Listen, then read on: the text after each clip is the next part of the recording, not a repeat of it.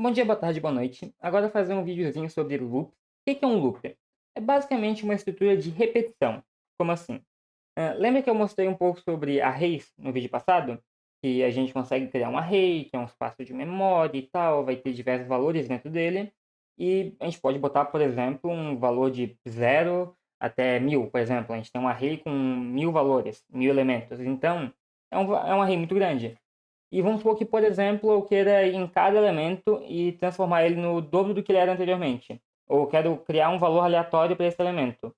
Como que eu faria isso? Eu vou fazer tipo de forma manual e por cada elemento chamando ele e mudando o valor?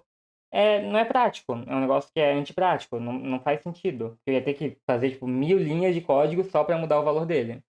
Para isso surge o loop. O que é o loop? É uma forma de repetir algum bloco de código baseado em uma condição, um valor inicial, e basicamente a gente vai rodar ele inúmeras vezes até a condição parar ou alguma coisa assim. Basicamente, a gente vai utilizar para fazer o fluxo do código ser repetitivo, para realizar a repetição. Basicamente, como que funciona um loop? A gente vai ter dois principais na prática, depende um pouco, que um deles é bem rarinho de usar, eu não costumo usar muito. Mas tá, como é que funciona? A gente vai ter dois principais, que é o for e o while. Como funciona? É bem simples e ambos são bem semelhantes, então só muda um pouco a sintaxe e como é feita a estrutura deles.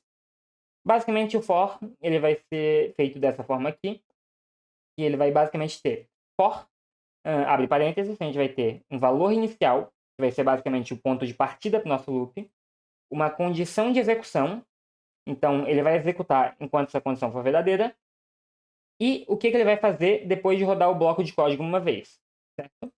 Então, cada iteração dele, cada vez que ele rodar esse for aqui, ele vai executar uma vez, enquanto a condição for verdadeira, vai realizar aqui o que ele vai fazer no final da iteração, vai verificar de novo a execução, o código, a condição de execução, e vai rodar de novo o bloco de código. Então, ele vai ficar rodando o bloco de código várias vezes até a condição ser falsa, certo? Então, no exemplo abaixo, a gente está criando uma variável i, certo? Então, int i igual a zero. Só um ponto pequeno sobre esse i. Lembra que eu falei daquela parte de escopo? Que quando uma variável é criada dentro de um bloco de código, ela pertence a esse bloco de código e não pode ser acessada fora? Aqui é um exemplo. Como eu criei esse int i igual a zero dentro do for, esse int i ele não é acessível fora desse bloco de código aqui. Ele só é acessível aqui dentro, tá? Mas tá, continuando. Int i igual a zero. Então, aqui é o meu valor inicial. Então, quando ele começar o bloco, ele vai criar uma variável i com valor zero. Aí vai ter a condição de execução, i menor que 10. Então, enquanto i for menor do que 10, ele vai executar isso aqui. E no final de cada execução disso, ele vai dar i mais mais. Ele vai aumentar o valor de i em 1, certo? Então, Então, se for fazer isso aqui na parte, tipo, visualmente, seria algo assim, ó. For int i igual a 0, vírgula ponto, i menor do que 10. Eu podia botar um espacinho aqui, fica mais bonitinho. Vírgula ponto, e mais, fecha parênteses, certo? Deixa eu abrir o bloco de código aqui. Tá. O que ele vai fazer? Ele vai começar aqui, então ele começa aqui no i, igual a zero, ele verifica aqui a condição. I é menor do que 10? Verdadeiro. Se for verdadeiro, ele executa o bloco de código, certo? Depois que ele executar o bloco de código, ele vai vir aqui do bloco de código, vai realizar o i++, que é o que acontece ao final de cada iteração. Aí depois do i++, ele vai voltar a verificar a condição, agora com o i mudado, então agora o i vai ser 1, e vai verificar de novo. I é menor do que 10? É. Então roda o bloco de código, executa o que faz no final do loop, de cada iteração, verifica de novo, e ele vai fazer isso até a condição ser falsa, certo? Quando a condição é falsa, no 10. Só uma coisa para pensar, enquanto i for menor do que 10. Quando i for igual a 10, ele não vai executar o bloco de código. Então, se eu for escrever o valor de i, ele termina no 9. Porque quando for igual a 10, ele vai pular o bloco de código e vai vir direto para cá. Então, ele não executa o que está aqui dentro.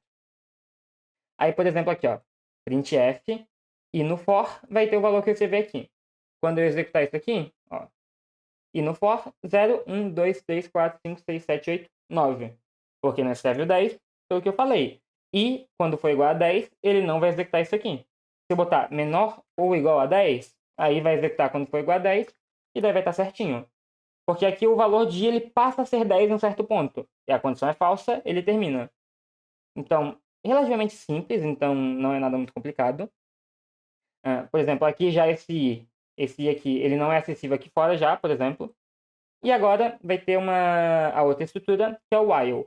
O while também é relativamente simples, então eu criei aqui um int i, que ele vai ser igual a 15. Eu criei ele fora do loop, então ele vai ser acessível depois do loop também, em qualquer lugar aqui dentro da main.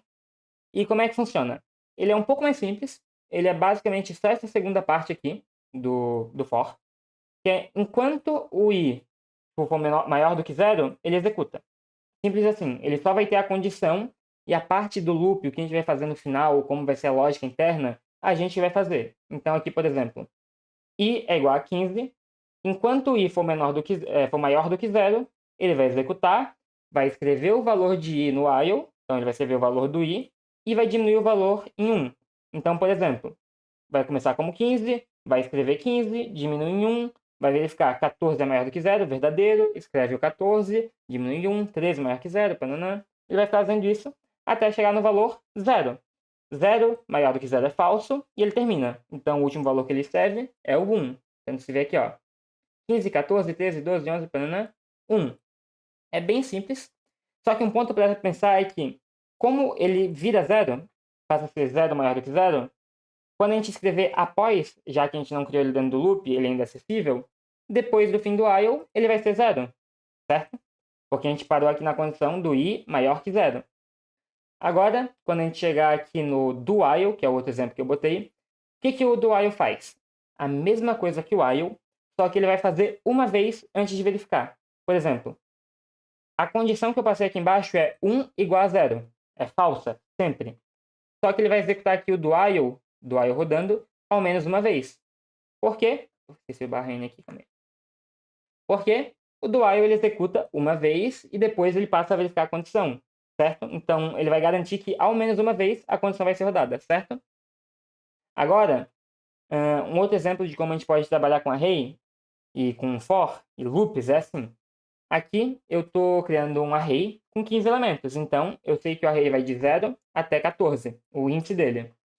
Então, o que eu vou fazer? Eu crio um for, ele vai ter um int j, que vai ser igual a 0, então começa no índice 0, ele vai até 15, certo? Então, menor que 15, né? Porque o último valor que ele vai acessar vai ser o 14, e vai aumentar o valor em 1, sempre que ele executar.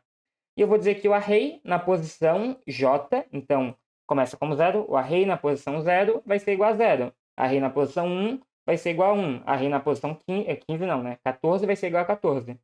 Simples assim. Então, é bem simples. Então, esse loop for aqui, ele vai só encher o nosso array com os valores de cada índice, tá? É um exemplo de aplicação com array. E, agora, por último, só uma coisinha que é bem simplesinha, que é duas keywords que a gente vai ter, que vai ser o continue e o break. E o que o continue faz? Se eu estou fazendo aqui um for, que vai pelo valor k, com o valor 0 inicial, ele para quando chegar a 15, e ele vai aumentar em 1 sempre. Quando eu faço um if k igual a 2 e eu dou um continue, eu não estou nem botando aqui o bloco de chaves, porque é uma expressão só. Quando é um if para rodar direto numa expressão única, então continue, um printf, não é um bloco de código inteiro, eu posso omitir o bloco inteiro. Eu posso só botar logo em seguida o que ele vai fazer. Aí o que eu estou fazendo aqui? Estou dizendo para ele continuar para a próxima iteração. Tanto que quando eu rodo aqui, deixa eu botar aqui, ó. Tá vendo aqui, ó? Ele vai escrever no final aqui o valor de k. Só que ele vai escrever o quê? 0, 1. Só que quando chega no 2, ele pula. O continue vai falar para ele ignorar tudo que tiver o resto do código. Ele pula direto para cá. Ele basicamente vai dizer, termina aqui essa iteração, já vai direto para fazer no final de cada iteração. Simples assim. E o break, quando chega em determinada condição, por exemplo, eu quero parar meu loop, eu dou um break. O break só para, ele não vai rodar mais. O K, ele era para ir até 50. Só que quando o K chega a 4, ele para tudo. Ele quebra esse for e ele vem direto para cá. Então aqui, por exemplo, ele nem sequer chega a escrever o 4, porque ele deu break antes. Então, o break vai terminar o loop, o continue vai para a próxima iteração do loop. É basicamente isso aqui. Então, essa estrutura de loops é bem útil, a gente utiliza para muita coisa. É uma estrutura que é bom entender como funciona, é muito importante. Em outras linguagens, a gente vai ter algumas coisas um pouco mais simples para facilitar o nosso trabalho com elas, mas a princípio eu recomendo que aprenda a mexer bem com loops, assim como com condicionais e arrays. Basicamente é isso. Qualquer dúvida é só comentar aí, entrar em contato e valeu!